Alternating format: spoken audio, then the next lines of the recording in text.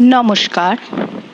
ওম স্থাপকায় চ ধর্মস্য সর্বধর্মস্বরূপিণে অবতার বরিষ্ঠায় রামকৃষ্ণায় তে নমঃ।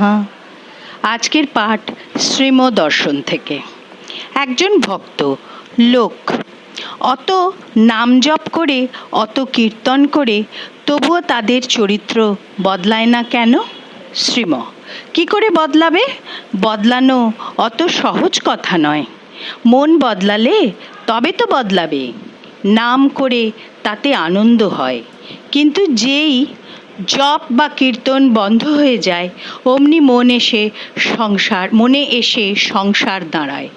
কামিনী কাঞ্চন, ঘর বাড়ি, পয়সা কড়ি, স্ত্রী পুত্র কন্যা এসব সামনে এসে যায়। কথাটা হচ্ছে তপস্যা চাই। তপস্যা মানে তাকে হৃদয়ে বসাবার দৃঢ় সংকল্প প্রথমে চাই। তারপর মনে যারা বসে আছে পুত্র কন্যা ইত্যাদি, তাদের ঈশ্বরভাবে মণ্ডিত করতে হয়, অর্থাৎ স্পিরিচুয়ালাইজড করা, তাদের ঈশ্বরের রূপ বলে চিন্তা করা। আর সঙ্গে সঙ্গে প্রার্থনা করা, হে ঈশ্বর, এদের ভিতরে তোমাকে দেখার শক্তি দাও, আর নিজের বিত্ত, সময়, চেষ্টা দান করতে হয়, সাধু সেবায় লাগাতে হয়।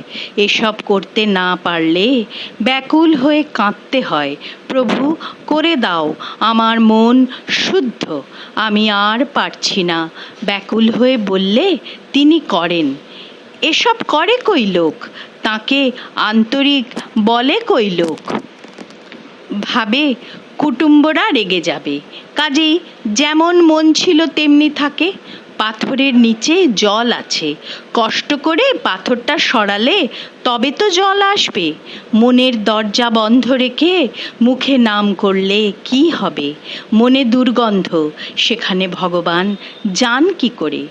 সৎসঙ্গ করা, আবার যা বলেছেন অবতার তা পালন করা, দেব সেবা, সাধু সেবা, দরিদ্র নারায়ণের সেবা চাই।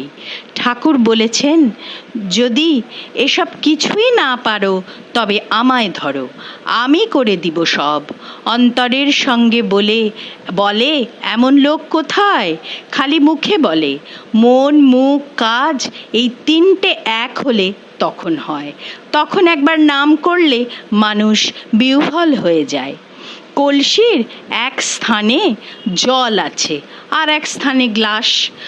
কলসির জল ঢালছে, কলসি খালি হয়ে গেল, কিন্তু গ্লাসে এক ফোঁটাও জল নাই। কলসির নিচে গ্লাসরূপী মনকে বসাও, তখন দেখবে কলসির জল গ্লাসে পড়বে, এক ফোঁটাও নষ্ট হবে না। তখন পান করো, তৃষ্ণা মিটবে। মনে একটা, মুখে আর একটা, কাজে আর একটা, এই ত্রিভুজ হলে হবে না। এক লাইনে তিনটে আনতে হবে চেষ্টা করে, তবে ঈশ্বর হৃদয়ে বসবেন, এক ডাকে এসে পড়বেন। চেষ্টা আর প্রার্থনা চাই। শ্রীমদর্শন।